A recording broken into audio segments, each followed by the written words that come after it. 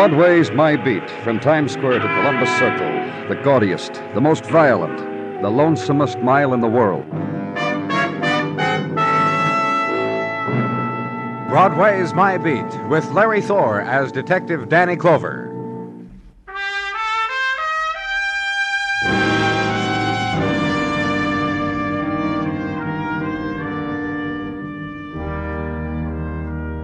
When it's May and the nighttime sighs briefly, begins the weaving of mists into silken fabric of its dying, Broadway is still. Broadway waits for death of night, for the first cry of day.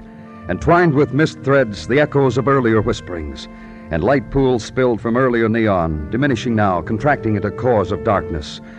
Dance of litter where dreams were and promises were, and through it, erratic dance of a sodden man who stops, then leans for a while against the edge of night, walks on, and in his wake, ebb of nighttime. And at headquarters, walk a corridor, on your way to a room where you'd been summoned by Detective Muggavan. Old thoroughfare to the interrogation room to see. Well, you'll see when you get here, Muggavan had said. The poor soul sat lying by a sycamore tree. Her hand on her bosom, her head on her knee, sing willow, willow. Well, you can cut that out now, Miss. The lieutenant is here, and the lieutenant has got your message. Her salt tears fall from her, which soften the stones. Sing willow. You hear me, miss? You can end it now, any time. Drunk?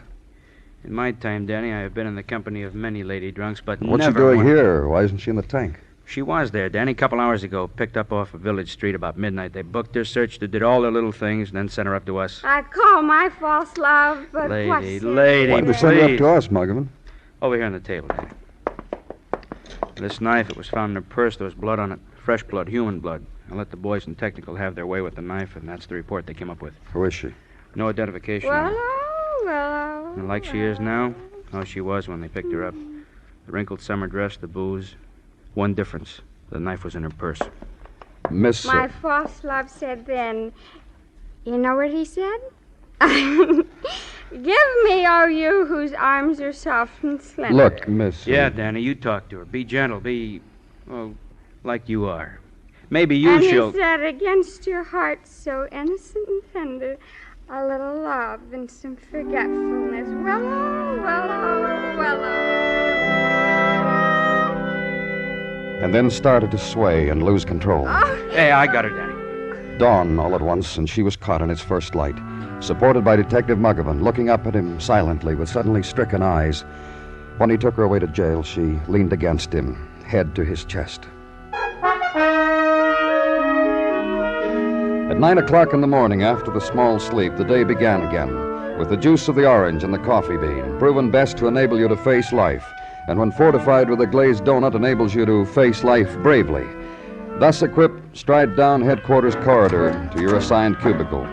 The man who's waiting for you offers you his hand, shakes yours once, gives it back to you with a slight underhand flip.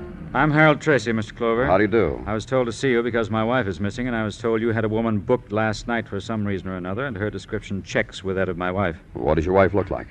Again? Again.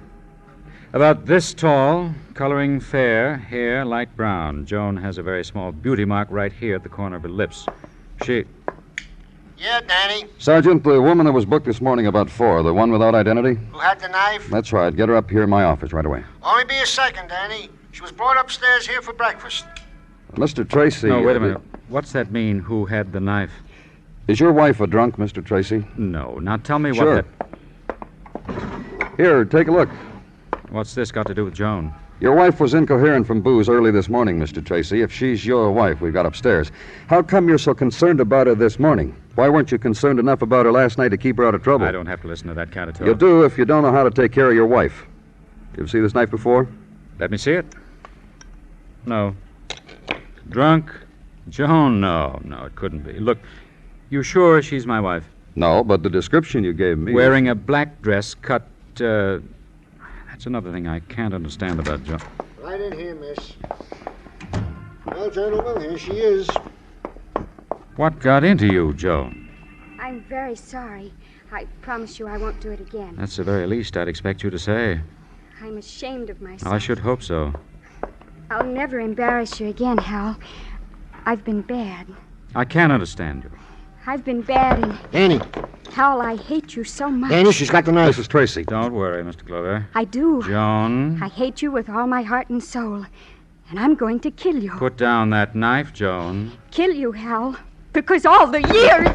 Give me that knife, Mrs. Tracy. What's happened to her? Let Dr. Sinsky, you know.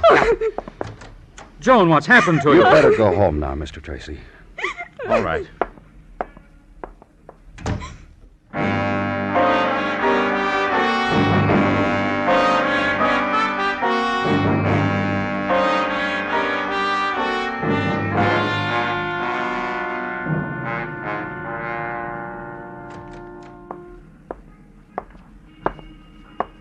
Look up, Danny.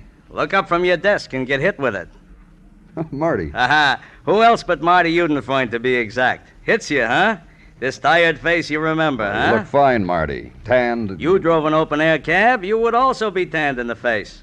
However, what happened to your particular set of values concerning the female of the species, I can't guarantee. Were you a cabbie? What are you talking about, Marty? That dame. What dame? What dame, he says to me. The dame the papers say you picked up booze happy in the village last night. With beauty spot close to lip. With knife in the bag. What dame, he says. Oh, Mrs. Tracy, what about her? Last night around 10 when she hailed me, I didn't know for Mrs. or Miss.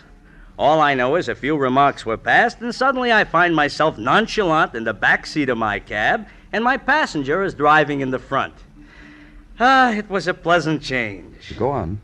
Well, we do the park, we do the plaza, we do the East River. Then she hauls up in front of a joint in the village, invites me in. I say, thanks loads, lady, but I already had my quota of fun for tonight. What club? The Crocodile Club on Bank Street. You gotta understand, Danny, up to where we parted company, my passenger was only flap happy with the season. Yeah, I understand. Thanks, Marty. See you around, Marty.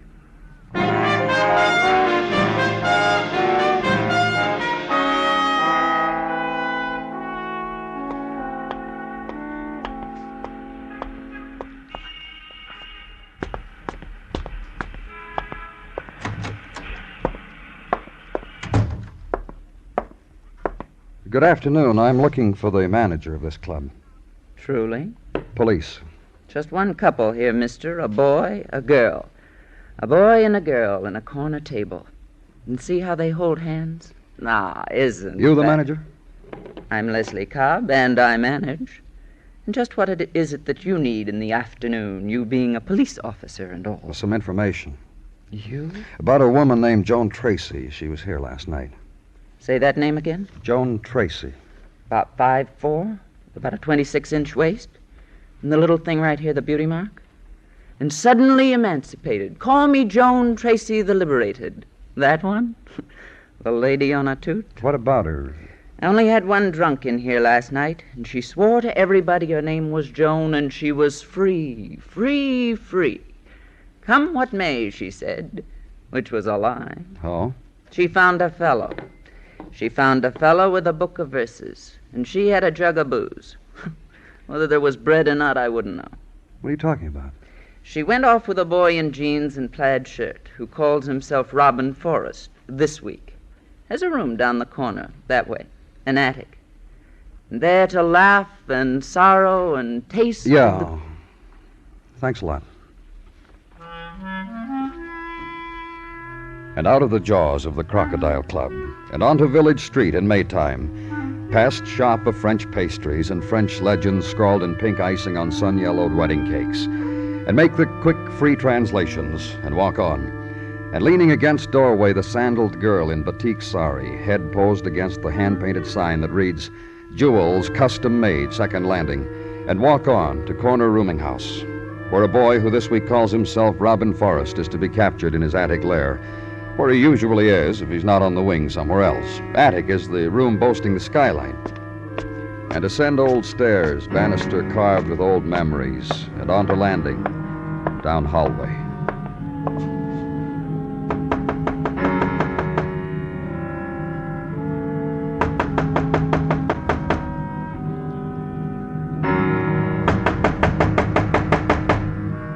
And a faulty catch releases.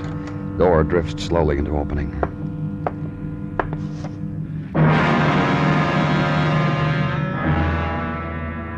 Latticed rays of sun from fulcrum of skylight.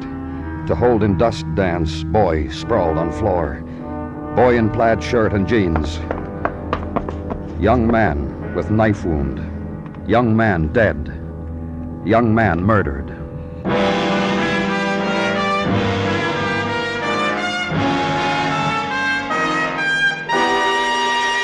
You are listening to Broadway's My Beat, written by Morton Fine and David Friedkin, and starring Larry Thor as Detective Danny Clover. The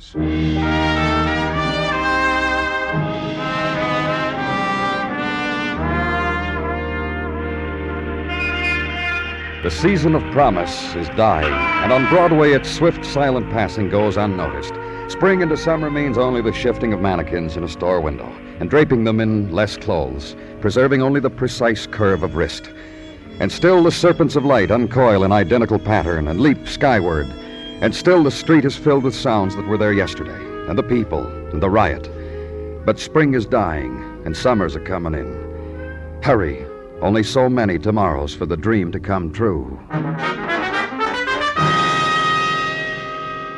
And where I was, office at police headquarters late afternoon time, the hour of the police sergeant from Never Never Land who had somehow gotten a job in New York. Danny? Come in, Gino. Well, how did you like it? How did I like what? How did I like what, he says. Yeah, that's what I said. That's what I said, Danny. How did you like that book I give you? Book? I, the Corpse. You know, the first adventure of the Twanger. That two-fisted guitar strumming... Oh, well, I haven't read it yet. You see... Well, Danny, here's the sequel, so you can read both in one sitting. Thanks, Gino. Kiss me, Irving? What an adventure. In this one, the Twanger cleans up Anne Arundel County in Maryland. Thanks a lot, Gino. Your jaw will drop. Gino... Mind it. Gino, you have anything for me? Report from Detective Dennison if your mood is such It is, believe me, it is. That Mrs. Tracy is lying in a hospital room under the care of Dr. Sinsky, where she lies and stares at the ceiling and says not a word. Go on. Incidental information is all. If you please. Her mother died last week. Oh? Fell down the steps in her apartment house. It was an accident then, for sure? I think so. Says here on the report, if accidental death, checked here. It's checked, see? What else, Gino? Joan Tracy is a lady with a talent. She plays cello. In fact, there are 3 of them. What? In the trio. 2 friends and Joan Tracy. If you want who the 2 people are, Danny, well, here. If I seem like a daisical, Danny, the Twanger, my jaw dropped.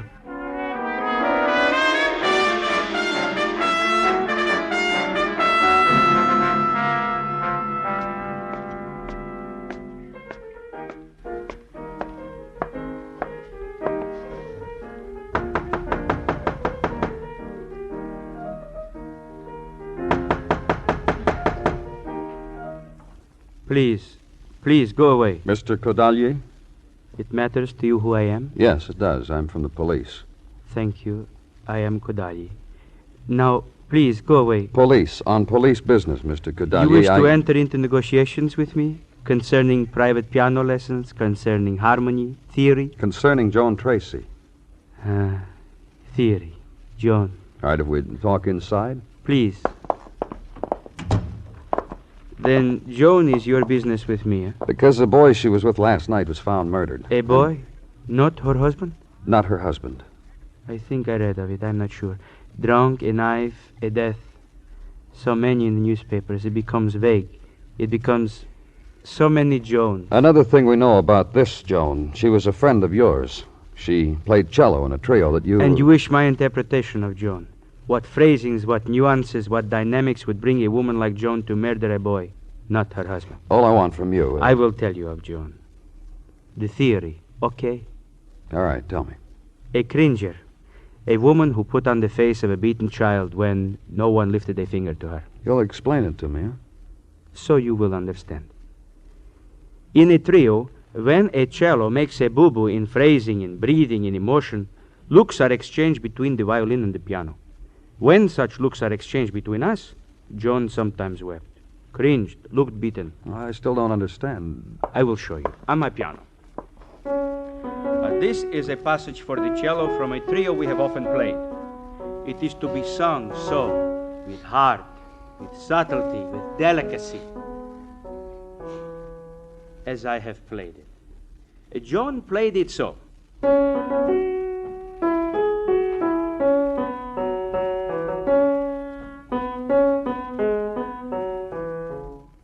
Understand? I think so. Good. Now that is Joan.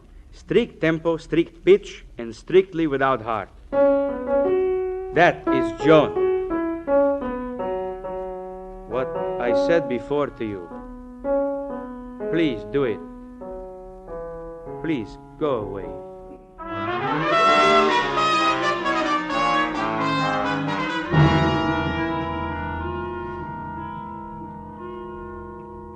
I play the violin. There's Joan and her cello, Cordalia with his piano, and I play the violin. Well, I want to know about Joan, Mr. Vernon. Not very good with the cello. I've heard that. Other things, though. I That's loved what her once. Oh? In retrospect, it was pity more than anything else. I was filled with a sorrow for her. Why? This was before she was married, of course. About the pity, Mr. Vernon. Why? She is docile because of her mother, very domineering mother.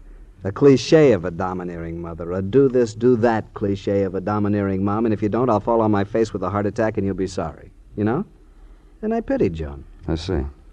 One day I took her in my arms, and I liked it. It started off by feeling sorry. When I was holding her, I forgot my purpose in doing so. I said to myself, love. Tell me something, Mr. Vernon, about this trio. A simple thing. We all studied at the academy. We met. One evening long ago, we said, let's have a trio. We're none too expert, really. We saw and pound and call it Beethoven, and it's a fine time. And you were in love with Joan once, but not now, is that right? Right. You see, I recognized what kind of woman Joan was and what I really felt for her, and that she would need a man exactly like her mother. You know her husband? Just pokes his nose in, waves a riding crop at us, and vanishes. When's the last time you saw Joan? About, let me see, 4 days ago, Tuesday, Tell me about it. to console her about her mother's death. Well, I understand her mother fell down the steps and died. Well, Well, what? you want me to say, isn't that nice? Oh, forget it. I just wanted you to comment on whether you thought Her that... mother was pushed? How do I know? I got better things to do than conjecture on a horror like her. Okay. Tell me about the last time you saw Joan. Joan was in the library at her home. I went to her. She was playing the cello, sawing away tunelessly and loud. She noticed I was there finally, grinned at me, picked up the cello, and broke it over an antique brass pot. And don't ask me whether the latter's symbolic. And that's all? Not quite. She sobbed then. And I felt sorry for her again and took her in my arms again, and I thought suddenly what a stupid girl this was. I said goodbye to her. Anything else you can tell me about her, Mr. Vernon? Not a thing. She really isn't stupid, you know. My first impression was correct. To be pitied, that's more nearly correct. And back in the street now. And city at 9 o'clock of May. Time for stoop dweller to chart the course of new fallen star, and also observe the nebulae in wake of the summer passage of a boy and girl through a million private comets. Time of the chuckle and the elbow poke in the ribs. Time to check condition of tenement roof and stake out the place of summer sleeping. Walk through currents of May night. And somewhere between where you were and headquarters, stop for the sandwich and the coffee with conjectures on the murder of a boy who had read poetry to a drunken woman. Woman who had tried to kill her husband in your presence, who the night before had driven a cab, had shouted in the Greenwich Village Club that she was free, free, free. And leave them alongside the tip, because there were new conjectures to be had at headquarters, from study of reports, from further musings against May night, and in a while from Detective Muggavan also. About Joan Tracy's husband. Oh, what about him? Well, him, Joan Tracy's mother, different relationship, different age, different gender. But But what, Muggavan? But peas from the same pod. Happens in a pod sometime. Now, the way I know is one summer my seed man showed You me mind charts. just about Tracy, her mother, her husband? Oh, them. Muggavan, so help... Oh, don't get riled, kid. Now, you've been doing legwork. I've been doing legwork. So just don't get riled, huh? Yeah, on your feet, Danny. Walk it. You haven't had enough of it, huh? Look, don't you understand? I've been trying to tell you. All right, Muggavan, tell me what. What I found out from my legwork. From friends, neighbors, spectators on the life of Joan Tracy. Well? What I already told you. Her husband she tried to kill in front of her. Her mother who fell down steps and died a week ago. Both the same type people. Both wielders of the big stick, tongue lashers of what they considered lesser persons in the human scale. You'll explain it, huh, Muggavan? Glad to. Now look, mother of Joan Tracy, one of those mothers. The kid, Joan, the woman, Joan, couldn't make a move, couldn't breathe, couldn't smile, couldn't cry until Mama gave the word. Up until Joan married Mr. Tracy, that is. Well, she married him, then what? A word about the background of husband Harold Tracy. Seems a few years back he was headmaster in a boys' military academy. Seems he had codes of behavior for little boys. Oh, and disciplines to match. Pete Chirino of a chap with the willow rod, I understand. Now, Danny, you take a man like that, marry him to a woman like Joan, what have you got? Yeah. Get on the phone. Get him down here, Muggavan.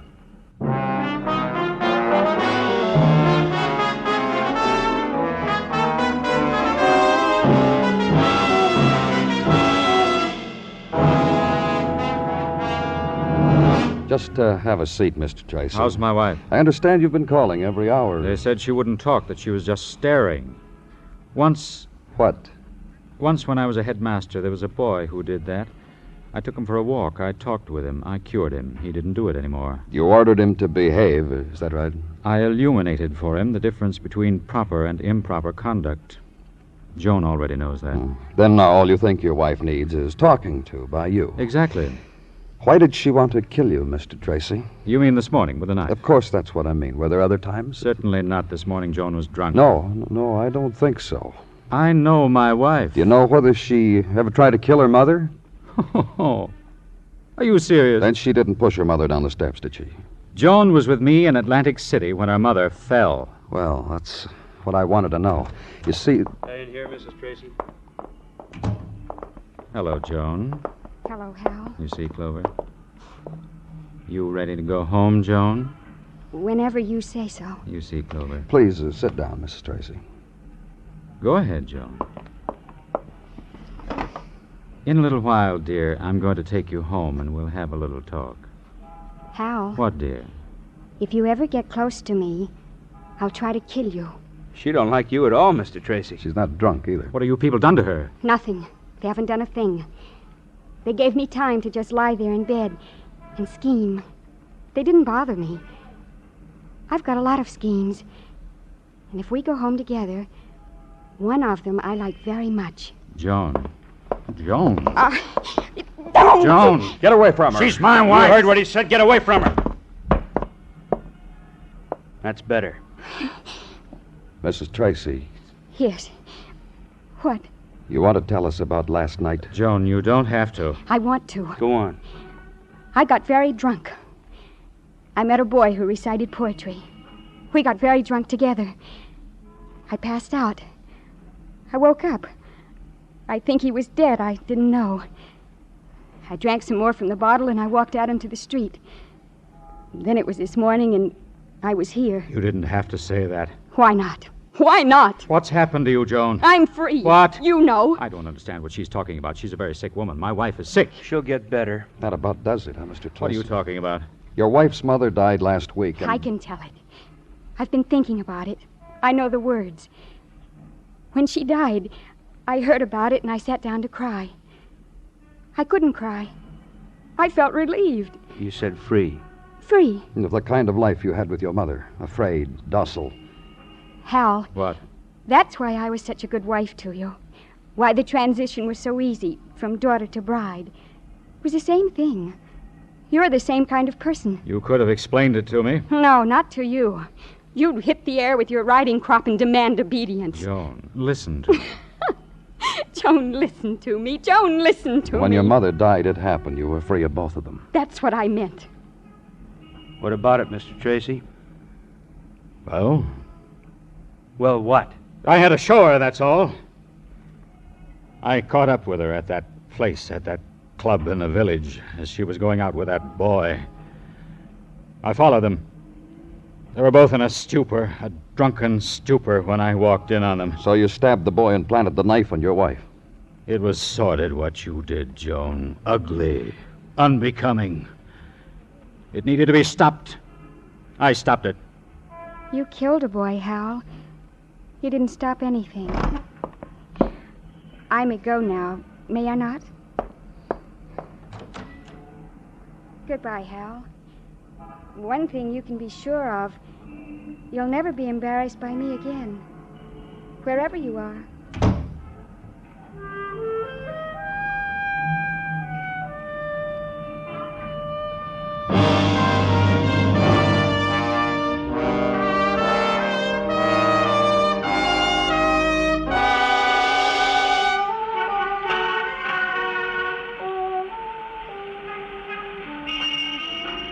Dawn touches Broadway now. The last shadows leave and take away the night. And over the river a cloud drifts, and a bird dips and touches it with a wing. The people wake. The fury gathers and funnels out into the streets. Walk easy. Another day has come. The shock has come. It's Broadway, the gaudiest, the most violent, the lonesomest mile in the world. Broadway, my beat.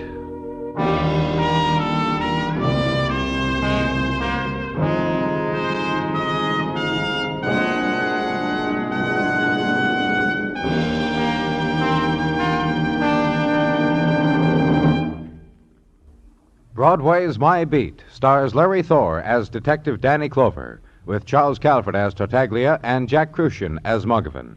The program is produced and directed by Elliott Lewis, with musical score composed and conducted by Alexander Courage. In tonight's story, Sammy Hill was heard as Joan and Whitfield Connor as Hal. Featured in the cast were D.J. Thompson, Jerry Hausner, and Harry Bartell. Bill Anders speaking.